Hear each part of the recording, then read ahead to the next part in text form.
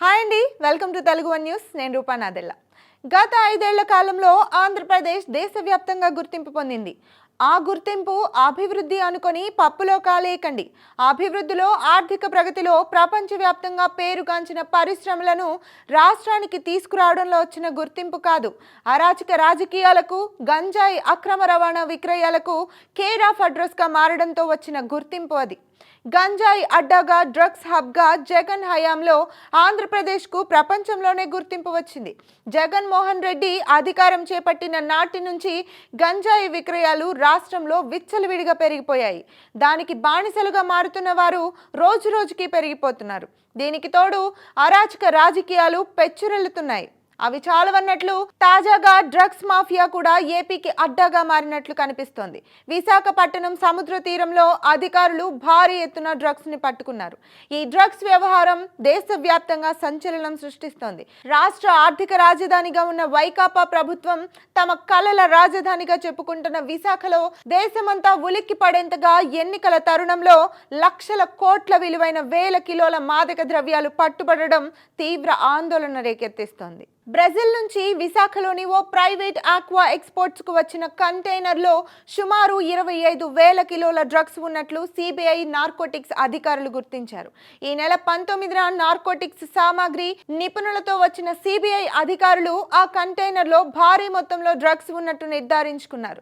Operation గరుడాలో భాగంగా అధికారులు వాటిని సీజ్ చేశారు.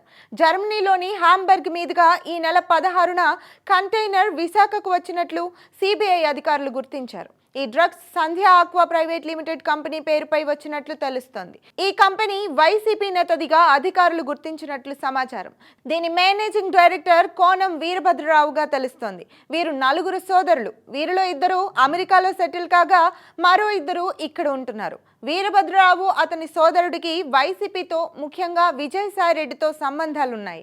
సంక్రాంతి సందర్భంగా సీఎం జగన్, విజయసాయిరెడ్డి, ఇతర వైసీపీ పెద్దల ఫోటోలతో వీరభద్రరావు అతని సోదరుడు ఫ్లెక్సీలు సైతం వేయించారు. ఇందుకు సంబంధించిన ఫోటోలు సోషల్ మీడియాలో వైరల్ అవుతున్నాయి. వైసీపీ నేతలతో సంబంధం ఉన్నటువంటి కోనం వీరభద్రరావు కంపెనీకి డ్రగ్స్ ఆర్డర్ వచ్చిందనేది అతిపెద్ద చర్చగా మారింది.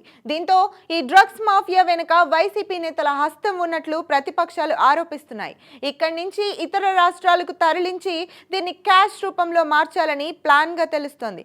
కానీ కేవలం మేము రొయ్యల మేత కోసమే తెప్పించామని, అందులో కోకైన్ కలిసి ఉందని మాకు తెలియదని వారు చెబుతున్నప్పటికీ అసలు ఇది ఎక్కడి నుంచి వచ్చింది, గతంలో వీళ్ళకేమైనా సరుకు రవాణా అయిందా అనే విషయాలపై సిబిఐ అధికారులు ఆరా తీస్తున్నారు. విశాఖ పోర్టుకు ఈ నెల 16న చేరిన కంటైనర్ ను తెరిపించేందుకు సిబిఐ అధికారులు ప్రయత్నించే క్రమంలో వైసీపీకి చెందిన కొందరు బడా నేతలు ఈ కంటైనర్ తెరవకుండా అడ్డుకునేందుకు సాయశక్తులా ప్రయత్నించడం చర్చనీయాంశంగా మారింది. ఇందుకోసం వారు తమకు వత్తాసుగా కొందరు ప్రభుత్వాధికారులను కూడా వినియోగించడంతో వైసీపీ అండదండలతోనే డ్రగ్స్ వ్యాపారం నడుస్తోందని తేటతెల్లమవుతోంది. లక్షల కోట్ల విలువైన డ్రగ్స్ గుట్టురట్టు కాకుండా వైసీపీ పెద్దల కోరిక మేరకు పలువురు రాష్ట్ర ప్రభుత్వ అధికారులు తమ వ్యక్తిగత హోదాలను ఉపయోగించి కంటైనర్ ను తెరవకుండా అడ్డుకునేందుకు ప్రయత్నాలు చేసినట్లు సిబిఐ అధికారులు చెబుతున్నారు. ఎలాంటి ఒత్తిడులకు లొంగకుండా సిబిఐ అధికారులు కంటైనర్ సీల్ తీశారు. సీల్ తీసిన సమయం నుంచి నాట్కో పరీక్షలు నిర్వహించడం, ఫలితాలు, మళ్ళీ తిరిగి సీల్ చేయడం వరకు అన్ని వీడియో తీయించారు. ఇదిలా ఉంటే తాజా పరిణామాలపై TDP working president Nara Lokesh స్పందించారు. 2 ఏళ్ల క్రితమే బ్రెజిల్లో వైసీపీ నేతలకు ఉన్న చీకటి వ్యాపారాల గురించి తాను చెప్పానని, ఇప్పుడు అదే నిజమయ్యిందంటూ 2 ఏళ్ల క్రితం తాను మాట్లాడిన వీడియోను లోకేష్ ఎక్స్ లో షేర్ చేశారు. ఎన్నికలు సమీపిస్తున్న కొద్దీ జగన్ ముఠా పాపాల పుట్ట ఒక్కొక్కటిగా బద్దలవుతోందని, అధికారంలోకి రావడం అసాధ్యమని తేలిపోవడంతో ఆఖరి గడియల్లో వైసీపీ చీకటి మాఫియాలతో జాక్పాట్లు కొట్టే పనిలో నిమగ్నమయ్యారని లోకేష్ విమర్శించారు. విశాఖలోని వైసీపీ నేతలకు చెందిన ఓ కంపెనీ పేరుతో ఈ డ్రగ్స్ దిగుమతి చేయకున్నాయంటే జే గ్యాంగ్ ఎంత బరితెగిస్తుందో అర్థం చేసుకోవచ్చు. ఈ భారీ డ్రగ్స్ మాఫియాకు కేర్ ఆఫ్ అడ్రస్ 100కి 100 పాళ్లు తాడేపల్లి ప్యాలెస్ అంటూ లోకేష్ విమర్శించారు. విశాఖలో దొరికిన భారీ డ్రగ్స్ వెనుక వైసీపీ నేతలు ఉన్నట్లు ఆధారాలతో సహా బట్టబయలు అవుతున్న క్రమంలో ఆ పార్టీ పెద్దలు కొత్త ప్లాన్ కు తెరలేపారు. ఎప్పటిలాగే ప్రభుత్వ ముఖ్య సలహాదారు సజ్జల రామకృష్ణారెడ్డి మీడియా ముందుకొచ్చి మా ప్రమేయమేం లేదంటూ బుకాయించే ప్రయత్నం చేశాడు. అంతేకాదు టీడీపీ నేతలు ఇష్టం వచ్చినట్లు ఆరోపణలు చేస్తూ